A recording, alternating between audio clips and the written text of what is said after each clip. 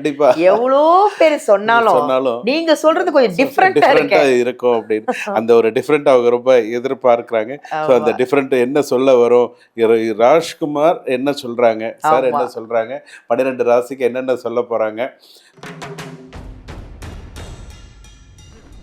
So அப்போ இந்த மேஷ ராசி அப்படின்னு சொல்லும்போது பண விஷயத்தில் நீங்கள் ரொம்ப எச்சரிக்கையாக இருக்கணும். செலவு பண்ணுற விஷயத்தில் ரொம்ப எச்சரிக்கையுடன் ஒரு ரூபாய் காசாக இருந்தாலும் நீங்கள் பார்த்து செலவு பண்ணணும்.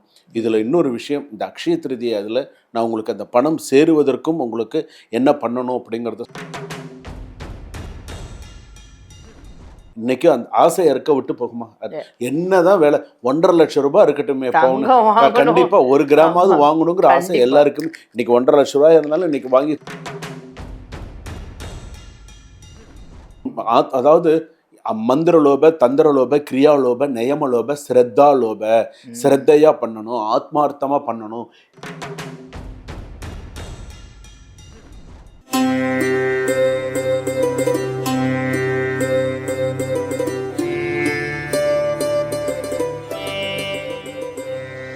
எல்லாருக்கும் வணக்கம்.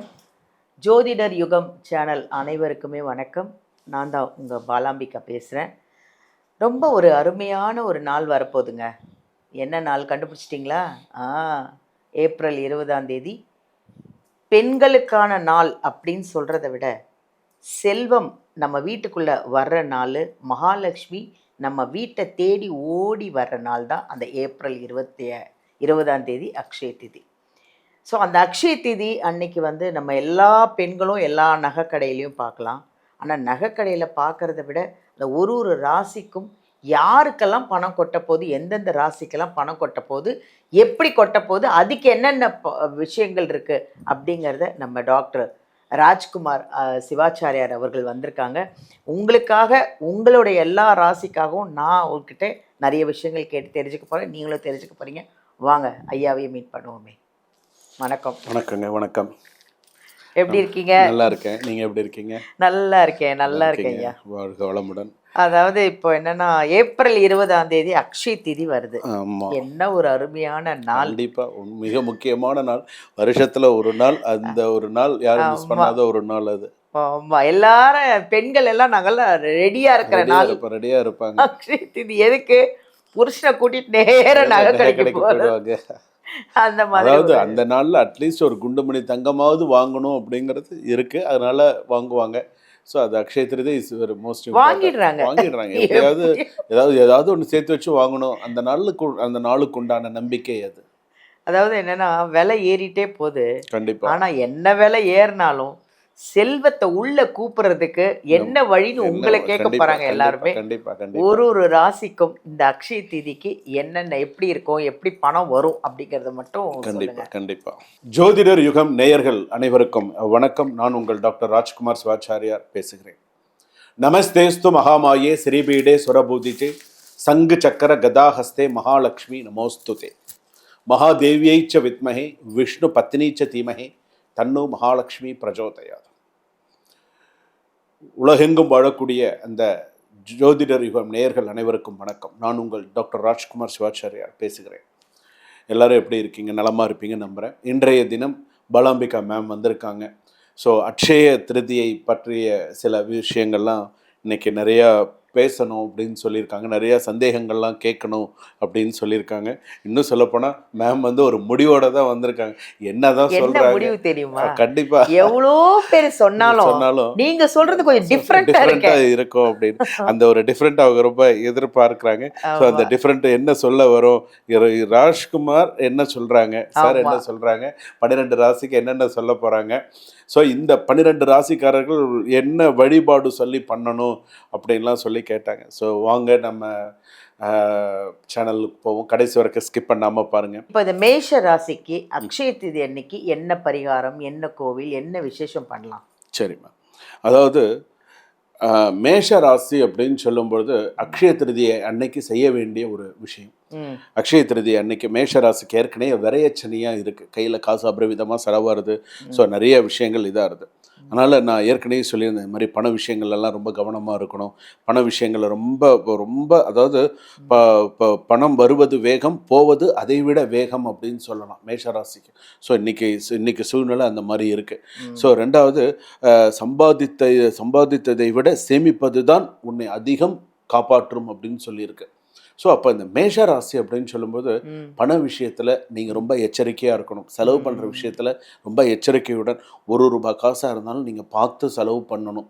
இதில் இன்னொரு விஷயம், இந்த அக்ஷய திருதியை அதில் நான் உங்களுக்கு அந்த பணம் சேருவதற்கும் உங்களுக்கு என்ன பண்ணணும் அப்படிங்கிறத சொல்கிறேன். அக்ஷய திருதியை அன்னைக்கு, அதாவது இன்னைக்கு வசதி உள்ளவர்கள் தங்கம் வாங்குவாங்க, ரொம்ப மிடில் கிளாஸ் பீப்புள். இன்னைக்கு அந்த ஆசை இறக்க விட்டு போகுமா? என்னதான் வேலை, 1.5 லட்சம் ரூபாய் இருக்கட்டுமே பவுன், கண்டிப்பா 1 கிராமாவது வாங்கணுங்கிற ஆசை எல்லாருக்குமே. இன்னைக்கு 1.5 லட்சம் ரூபாய் இருந்தாலும் இன்னைக்கு வாங்கி போட்டு தானே ஆகணும். ஒரு பொண்ணுக்கெல்லாம் கல்யாணம் பண்ணணும்னு வாங்கி போட்டு தானே ஆகணும். அப்போ அந்த 1 கிராம் தங்கமாவது வாங்கக்கூடியவங்க கண்டிப்பா இருப்பாங்க. ஆனால் அந்த தங்கம் வாங்குவது, அது கூட வாங்க முடியாதவங்க இருக்காங்கல்ல, அது கூட என்னால் வாங்க முடியல, ஏதாவது வெள்ளி வாங்கலாமா, வேற ஏதாவது வாங்கலாமா அப்படின்னு. சில பேர்லாம் இன்னைக்கு காலகட்டத்தில் இன்னைக்கு இது எப்படி ஆயிடுதுன்னா கமர்ஷியல் ஆயிடுது. சில விஷயங்கள்ல கமர்ஷியல் ஆயிடுது. நீங்க அதை ஏத்துக்கிறீங்களா? சில விஷயங்கள் கமர்ஷியல் ஆயிடுது. வியாபாரத்திற்காக என்ன வேணாலும் சொல்லலாம். நீ எனக்கு தெரிஞ்சு ஒரு 7-8 வருஷத்துக்கு முன்னாடி ஒருத்தர் சொல்லியிருந்தார், அக்ஷய திருதியை வருகிறது, நீங்கள் கண்டிப்பாக இந்த இதுக்கு நீங்கள் பிளாட்டினம் வாங்கினது, ஏன்னா அது பிளாட்டினம் கோல்டை விட கொஞ்சம் கூட, நீங்கள் பிளாட்டினம் அவங்க எல்லாம் அப்படியே யோசிக்கிறாங்க, என்ன பிளாட்டினம், எப்படி பிளாட்டினம் போய் வாங்குறது, இவர் வேற சொல்லிட்டாரு, he is also famous person. So அது மாதிரி சொல்லிட்டார். கேட்டவுடனே எல்லாரும் அப்படியே, ஏன்னா வாங்கணும், மகாலட்சுமி குடியிருக்கக்கூடிய இடம் இதெல்லாம் அப்படிங்கிற ஒரு பதிவுலாம் கூட நான் கொடுத்துருக்கேன். ஸோ அப்போ அந்த மேஷ ராசி அப்படின்னு நம்ம சொல்லும்பொழுது மிக முக்கியமாக ஒரு வீட்டில் நிறைஞ்சு இருக்கக்கூடிய பொருள் என்னென்னலாம் வீட்டில் நிறைஞ்சு இருக்கணும் அப்படின்னு சொன்னால், உப்பு நிறைஞ்சு இருக்கணும். ஒரு காலத்தில் நம்ம வீட்டிலலாம் நீங்கள் கேள்விப்பட்டிருக்கலாம், குடத்தில் தண்ணி வச்சுருப்போம், பார்த்துருக்கீங்களா? வீட்டில் குடத்தில் தண்ணி வச்சுருப்பேன். நான் தண்ணி குடத்துலேருந்து எடுத்து குடிச்சிருக்கேன். அந்த குடம் நிறைய தண்ணி வைக்கணும் அப்படிங்கிறது ஒரு கணக்கு இருக்குது. இப்போல்லாம் வைக்கிறதுல ஆரோ வாட்டர் வந்துருக்கு, இன்றைக்கி நிறைய விஷயங்கள் மாதிரி இருக்குது. ஆனால் குடத்தில் தண்ணி வைக்கிறது போட்டு ஒரு தட்டு போட்டு மூடி மேலே வச்சுருப்பாங்க. அந்த மாதிரி ஒரு பானை போட்டு தண்ணி போட்டு மூடி வச்சுருப்பாங்க. ஸோ அதெல்லாம் இருக்குது. எப்போதுமே உப்பு நிறைஞ்சிருக்கணும். அதே போல் அடுத்ததாக என்ன நிறைஞ்சு இருக்கணும் அப்படின்னு சொன்னால், தண்ணீர் நிறைந்து இருக்க வேண்டும் அந்த வீட்டில். நவநிதிகள் இருக்குது. நீங்கள் நவநிதிகள் வாங்கட்டாலும் உங்களால் முடிஞ்சது ஒரு வலம்புரி சங்கம் இருக்கலாம். அதே போல் உங்களுடைய பூஜை ரூம் அப்படின்னு சொல்லும்போது அந்த மேஷ ராசிக்காரர்கள் இதெல்லாம் சிறப்பாக முதல்ல வாங்கி வைக்கணும். ரெண்டாவது, நீங்கள் உங்களுடைய பூஜை ரூமில் முக்கியமாக இந்த பொருள் இருக்கணும். அத்தர் உங்கள் இடத்துல இருக்கணும். அத்தர் கண்டிப்பாக இருக்கணும். நல்ல ஞாபகம் வச்சுக்கணும், அத்தர் கண்டிப்பாக இருக்கணும். ஏலக்காய், பச்சை கற்பூரம், இது எல்லாமே ஒரு சின்ன ஒரு பித்தளை கிண்ணத்தில் போட்டு அழகாக பூஜை ரூமில் கண்டிப்பாக இது இருக்கணும். இது இருந்தது அப்படின்னு சொன்னால் இந்த ராசிக்காரர்களுக்கு ரொம்ப சிறப்பு. சாயங்காலம் எப்பொழுதுமே மேஷ ராசிக்காரர்கள் உங்களுக்கு எவ்வளவு பண பிரச்சனைகள் வந்தாலும் சரி, சாயங்காலம் எப்போதுமே சூரிய அஸ்தமனமாக சாயங்காலம் பெருகி கோலம் போட்டு தண்ணி தெளித்து கோலம் போடுறவங்களாம் இருக்காங்க. 6 மணி ஆச்சுன்னா வாசலில் 2 தீபம் ஏற்றி, வாசலில் 2 தீபம், நெய் தீபமோ உங்களால் முடிஞ்ச 2 தீபம் ஏற்றி மகாலட்சுமி என்னென்னா பிரார்த்தனை பண்ணி, உள்ள மகாலட்சுமியை பிரார்த்தனை பண்ணி, நான் சொல்லி கொடுக்கக்கூடிய இந்த ஸ்லோகத்தை சொல்லி, குபேர முத்திரை சொல்லுவாங்க, இதுக்கு பேர் தான் குபேர முத்திரை. இந்த 2 கையை மடக்கிட்டு இதுக்கு பேர் தான் குபேர முத்திரை. ஸோ இந்த குபேர முத்திரை இப்படி கையில் இப்படி வச்சுட்டு மனசில் இந்த மகாலட்சுமி ஸ்லோகத்தை நீங்கள் சொல்ல சொல்ல, அதாவது மந்திரலோப, தந்திரலோப, கிரியாலோப, நயமலோப, ஸ்ரத்தாலோப, ஸ்ரத்தையாக பண்ணணும், ஆத்மார்த்தமாக பண்ணணும். இவங்க பார்க்குறாங்க அவங்க பார்க்குறாங்கலாம் நீ சொல்லக்கூடாது. ஓ மனசார உன்னுடைய நம்பிக்கைக்கு நீ சொன்னால் நீ வாழ்க்கையில் பெரிய ஆளாக வருவ. அப்போ நீ அந்த கையை எப்படி வச்சுன்னு மனசில் வச்சுக்கோ. அஸ்வினி நட்சத்திரம், பரணி நட்சத்திரம், கிருத்திய நட்சத்திரம் 1ஆம் பாத முறையில் இருக்கக்கூடிய பெண்களாக இருந்தாலும் சரி, ஆண்களாக இருந்தாலும் சரி, உனக்கு ஆண்கள் சம்பாரிச்சு கொடுத்தா தானே பெண்கள் செலவு பண்ண முடியும். ஆமாம், இன்றைக்கி பெண்களும் இன்றைக்கி வேலைக்கு போகிறோம், இன்றைக்கி 2 கணவன் மனைவி 2 பேர் சேர்ந்து வேலைக்கு போனால் தான் இன்றைக்கி ஒரு குடும்பத்தை ரன் பண்ண முடியுது.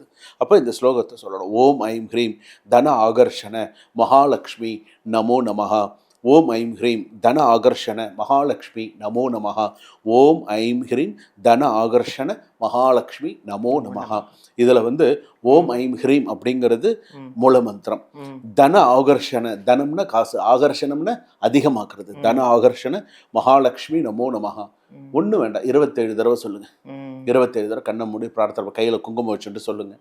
வச்சுட்டு அந்த குங்குமத்தை நெத்தியில் வச்சுட்டு மங்களகரமாக இருக்கும். நீங்கள் எங்கேயோ ஒரு இடத்துல பணம் கேட்க போகிறீங்க, ஒரு லோன் கேட்க போகிறீங்க, ஏதோ ஒரு முக்கியமாக விஷயம் போகிறீங்க. இந்த மேஷராசிக்காரர்கள் போகிறாங்க. ஸோ இந்த இடத்துக்கு அவங்க போயிட்டு வந்தாங்க அப்படின்னு சொன்னால், இதை சொல்லிவிட்டு அவங்க போனாங்கன்னு சொன்னால் கண்டிப்பாக அவங்களுக்கு பணம் கிடைக்கும்.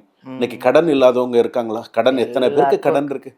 கடன் இல்லாதவங்க யாராவது இருக்காங்களா? கடன் தானே இருக்குது. இன்றைக்கி எத்தனை பேர் இன்றைக்கி கடன் இல்லாதால் அவங்கவுங்க வசதிக்கு எவ்வளோ கடன் வச்சுக்கணுமோ அவ்வளோ கடன் வச்சுட்டு தான் இருக்காங்க. கடன் இல்லாத ஆளே கிடையாது. நான் கண்டிப்பாக சொல்லுவேன். ஒரு பெங்களூர்லேருந்து எனக்கு தெரிஞ்ச ஒரு நண்பர் ஃபோன் பண்ணியிருந்தார். அவங்க சொன்னாங்க, சார் நான் கொஞ்சம், அவரே உண்மையை ஒத்துண்டார். ஆனால் நான் சும்மா சொல்லக்கூடாது. சுவாமி நான் ஜாதகம்லாம் பார்த்து சொன்னோடனே அவர் சொன்னார், சுவாமி நான் என்னுடைய பேராசை காரணமாக நான் ஒரு 25 கோடி விட்டுட்டேன். எவ்வளோ? ₹1 ₹2 இல்லை. நான் எனக்கு கேட்டேன். ஏன்னா எனக்கு இந்த கோடியெல்லாம் நான் இன்னும் லட்சத்தையே தாண்டலை, கோடிக்கெல்லாம் நம்ம எங்கே போகிறது? அவர் சொன்னோடனே அப்பா 25 கோடியா அப்படின்னு அது அவர் சொல்லிட்டார். நான் இது வந்து என்னுடைய பேராசைனால் நான் இந்த பணத்தை லாஸ் பண்ணிட்டேன். சரி, ஏதாவது திரும்ப கிடைக்கிறதுக்கு வழி இருக்குது அப்படின்னு. சார் எதில் சார் விட்டீங்க? எல்லாம் ஷேர் மார்க்கெட்டு கேட்டவங்க, இப்போ அது அப்படி இப்படி தெரிஞ்சவங்க, நண்பர் பிஸ்னஸ் ஆரம்பிக்க போகிறேன்னாரு, அப்படி இப்படி எப்படி விட்டேன்னே தெரியல. அது ஒரு மாய மாதிரி என்னை விட்டு போயிடுச்சு. இப்போ நான் எவ்வளோ பெரிய பங்களாவில் இருந்து இப்போ நான் வந்து அந்த நேரம் வரும்போது டைம் வந்து அட்சய திருதியை பாருங்கள். சில நேரங்கள் பாருங்கள், அந்த அந்த எதுக்காக சொல்கிறேன்னா, ஹிஸ் மேஷராசி. ஸோ விரையச்சனி மேஷராசி. ஏன்னா 25 crores எல்லாம் சின்ன படமாங்க. இப்போ எனக்குலாம் 25 கோடி இருந்து வச்சுக்கோங்களேன், நான் எனக்குலாம் இதெல்லாம் 3 தலைமுறையில் 5-7 தலைமுறைக்கு உட்காந்து எனக்கு போதுங்க இந்த பணமே அப்படின்னு சொல்லுவாங்க. அந்த மாதிரி இருக்கும். ஸோ எதுக்கு சொல்கிறேன்னா, இந்த ஸ்லோகங்கள் சொல்ல சொல்ல இந்த அக்ஷய திருதியில் இந்த உப்பு, இந்த சில விஷயங்கள்லாம் வச்சு இந்த மந்திரங்கள் சொல்லி இதை பண்ணினாங்க அப்படின்னு சொன்னால் அக்ஷய திருதி அவங்களுக்கு சிறப்பாக இருக்கும். அம்பாளுடைய மகாலட்சுமியோடைய வழிபாடு அவங்களுக்கு மிக சிறப்பு. முடிஞ்ச அளவுக்கு அந்த அரசர் கோவிலுக்கு இந்த மேஷராசிக்காரர்கள் போயிட்டு வந்தாங்கன்னா சிறப்பு. இல்லைன்னா மகாலட்சுமி சன்னதி எங்கேயாவது தனியாக இருக்குது அப்படின்னு சொன்னால் பசு நெய் விட்டு அம்பாளுக்கு விளக்கேற்றி, பசு சாணத்துலலாம் இப்போ அகல் விளக்கு வருது, அம்பாளுக்கு விளக்கேற்றி வச்சாங்க அப்படின்னு சொன்னால் ஆத்மார்த்தமாக வழிபாடு செய்தால் அவங்க குடும்பம் நல்ல சிறப்பாக இருக்கும். வணக்கம். ரொம்ப நன்றி ஐயா. நன்றி. அழகாக சொன்னீங்க. மேஷராசிக்கு வந்து விரேச்சனி, அதனால் ஜாக்கிரதையாக இருங்க, கரெக்டாக செலவு பண்ணுங்கள், யாரையும் நம்பாதீங்க. ஆனால் இந்த அரசர் கோவில்னு ஒன்று இருக்குது, செங்கல்பட்டுலேருந்து கொஞ்சம் தூரத்துலேயே இருக்குதுன்னு சொல்லியிருக்காங்க. கன்ஃபார்மாக போயிட்டு வாங்க. மகாலட்சுமியை நம்ம எவ்வளோ வழிபடுறோமோ அந்த நம்ம வழிபட அந்த அக்ஷய தீதி அன்னைக்கு செல்வம் நம்ம வீட்டுக்குள்ளே வரும். ஓகேவா? ஃபுல் வீடியோ பாருங்கள். அப்போ தான் உங்களுக்கும் அது என்ன ஐயா என்ன சொன்னாங்கன்றதும் புரியும். ஓகேவா? தேங்க்யூ.